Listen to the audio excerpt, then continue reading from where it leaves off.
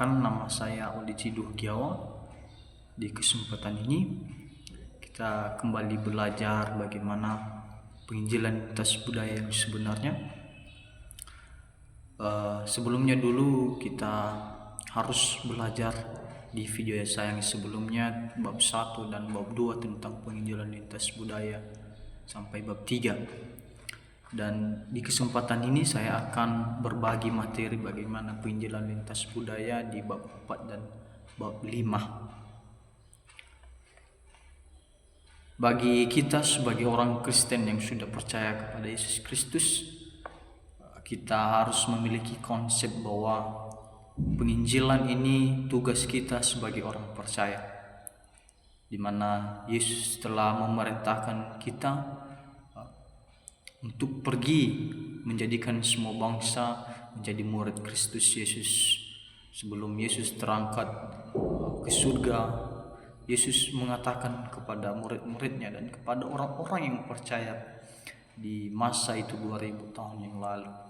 Jadi kita memiliki konsep dulu bahwa penginjilan lintas budaya itu tugas kita sebagai hamba Tuhan, sebagai orang percaya, sebagai orang yang memiliki Yesus Kristus di dalam hidupnya. Untuk itu, agar kita bisa melakukan penginjilan lintas budaya, di materi selanjutnya ini ada berbagai cara atau metode agar kita bisa melakukan yang namanya penginjilan lintas budaya. Di bab 4 ini menjelaskan tentang strategi penginjilan lintas budaya. Bagaimana strategi penginjilan lintas budaya ini? Jika kita lihat pada zaman dahulu, penginjilan yang Yesus lakukan atau pekabaran Injil, kebenaran firman Tuhan yang Yesus lakukan pada waktu Ia datang ke dunia, Ia melakukan berbagai hal, yaitu Ia menyampaikan kabar baik di manapun, dan strateginya itu Ia melakukan perumpamaan, Ia memberikan ilustrasi-ilustrasi kepada orang Yahudi dan orang yang mengikuti Dia. Dan di sana Ia menjelaskan berbagai hal tentang kerajaan surga. Ia bertindak sebagai seorang pelayan, itu strateginya. Ia mengorbankan dirinya dan Ia menjadi sebagai penyelamat, itu strategi Yesus saat Ia datang ke dunia. Dan ada berbagai hal yang Tuhan Yesus lakukan saat melakukan penginjilan lintas budaya ini. Ia melihat bagaimana budaya orang Yahudi, latar belakang, dan Ia mengetahui semua itu, dan sehingga Ia bisa mengabarkan kebenaran firman itu kepada orang-orang yang mengikut Dia, baik orang Yahudi maupun orang non-Yahudi. Mereka langsung mengerti melalui budaya-budaya kebiasaan mereka, karena Yesus melakukan perumpamaan melalui budaya mereka. Yesus melakukan pekebaran Injil melalui kebiasaan-kebiasaan mereka. Yesus menyampaikan kabar baik saat Ia berada di puncak, di gunung. Ia menyampaikan kebenaran firman Tuhan, hal kerajaan surga. Yang menyampaikan bagaimana damai yang sebenarnya. Jadi di sana Yesus sudah menjelaskan berbagai hal, metode atau strategi penginjilan yang baik dan benar itu. Ia melakukan strategi sesuai dengan budaya yang dilakukan oleh lokal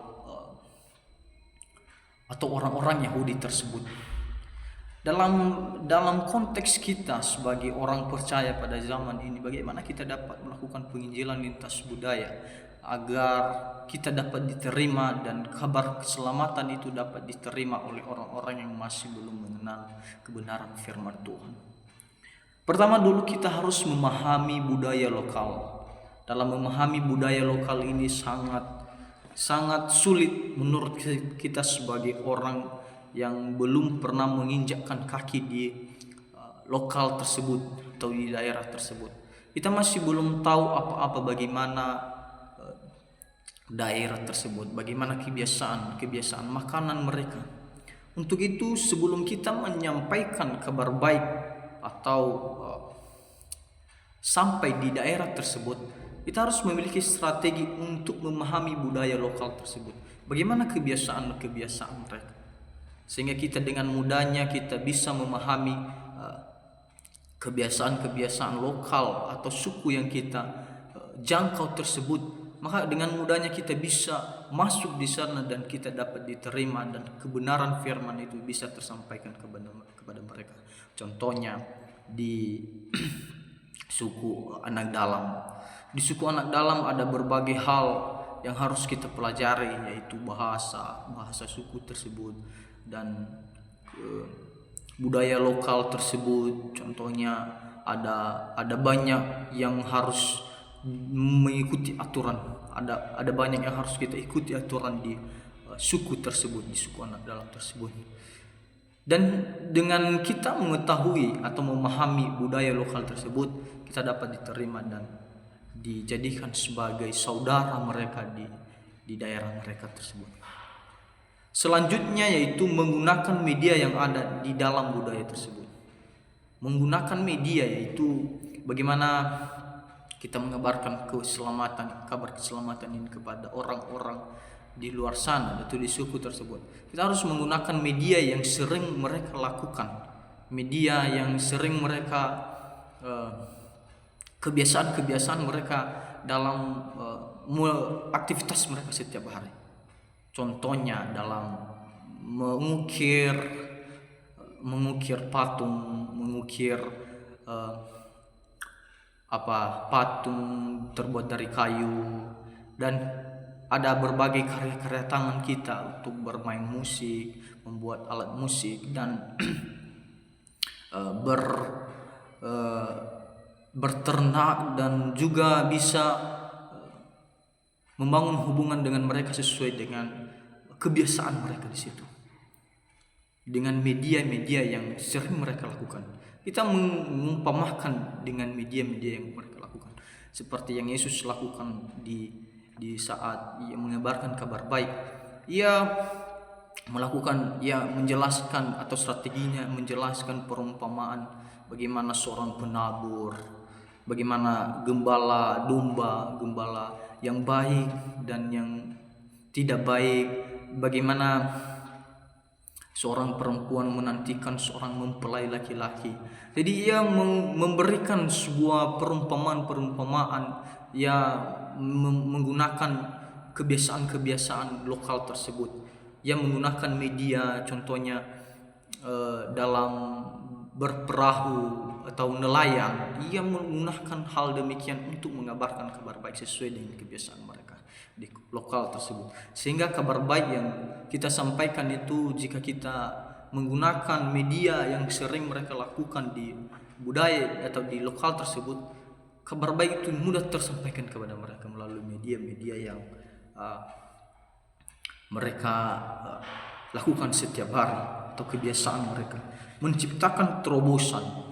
Ini selanjutnya menciptakan strategi kita itu menciptakan terobosan. Strategi penginjilan lintas budaya selanjutnya ialah perumpamaan tentang biji sisawi.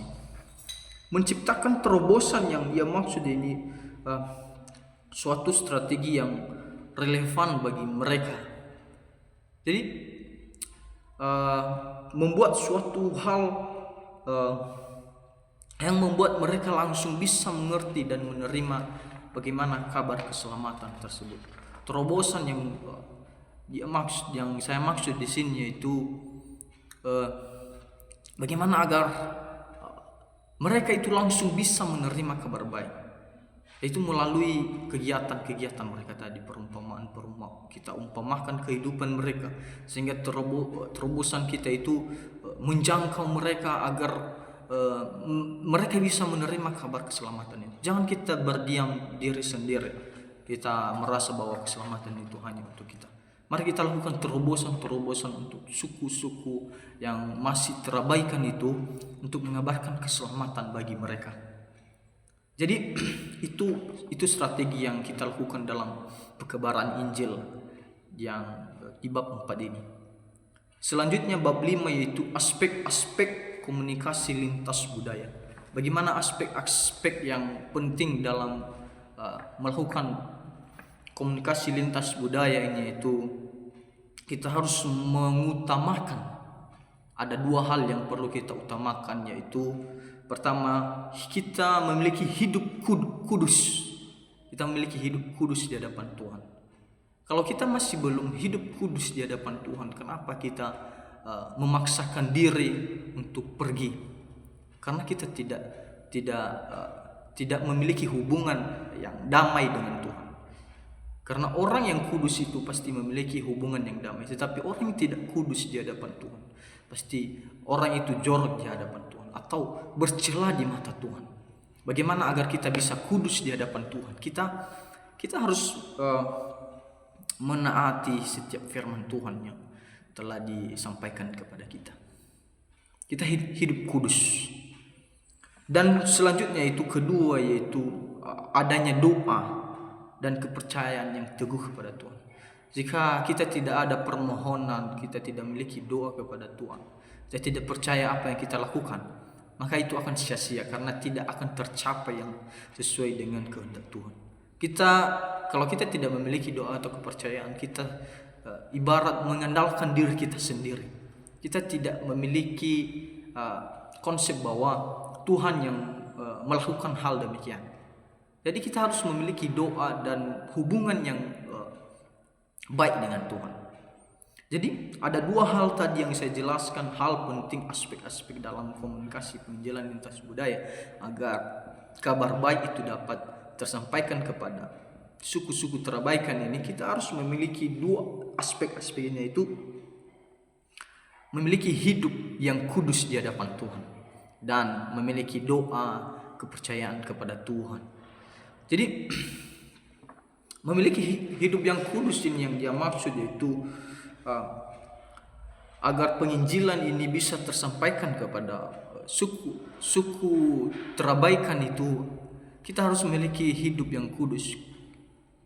Hidup yang kudus itu sangat penting bagi orang-orang yang pergi untuk mengabarkan kebenaran firman Tuhan.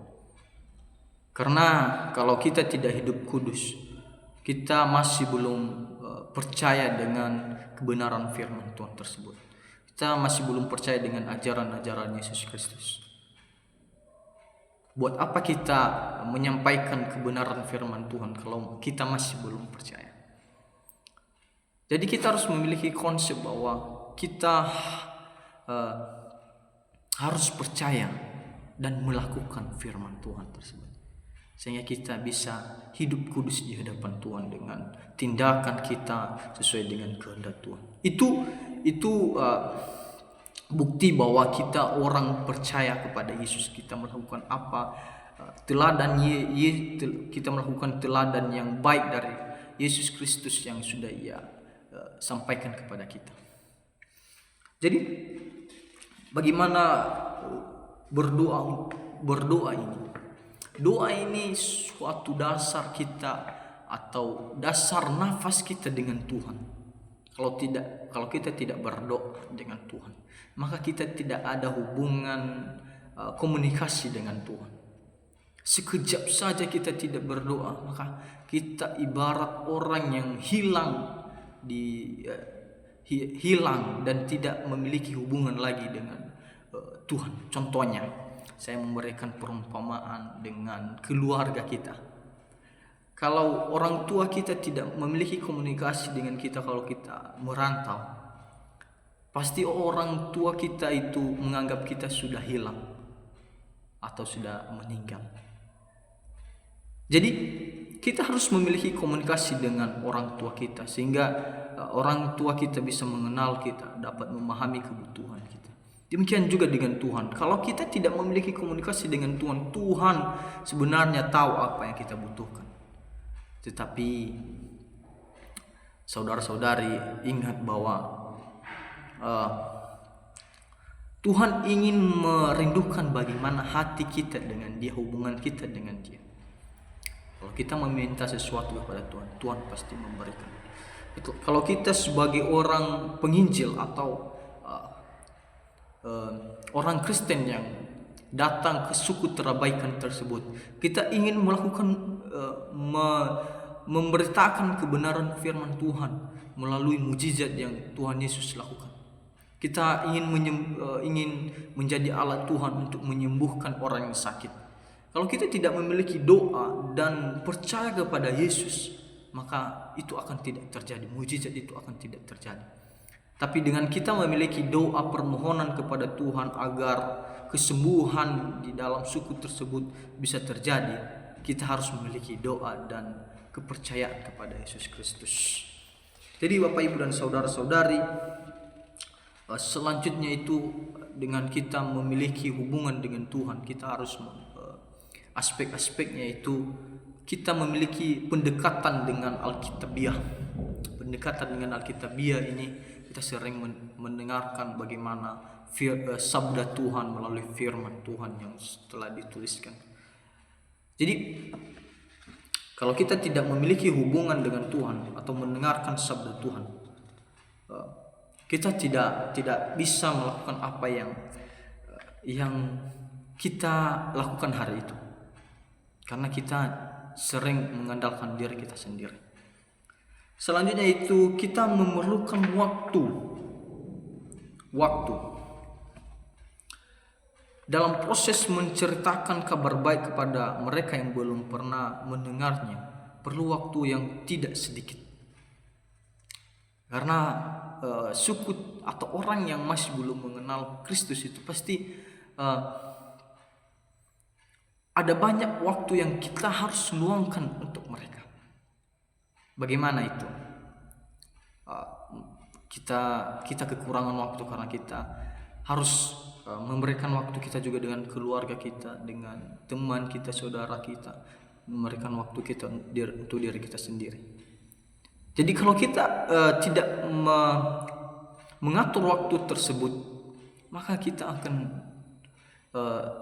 orang yang kita sampaikan kabar baik itu pasti masih belum bisa menerimanya, karena kita tidak memberikan waktu kita untuk mereka. Kalau kita memberikan waktu kita untuk mereka agar mereka benar-benar menerima Yesus Kristus, pasti kebenaran firman Tuhan itu bisa tersampaikan kepada mereka. Jadi jarang sekali orang yang baru mendengar kebenaran firman Tuhan pada waktu itu langsung ia menerima, hari itu dan jam itu ia langsung menerima. Tapi memiliki waktu yang harus kita minimalis.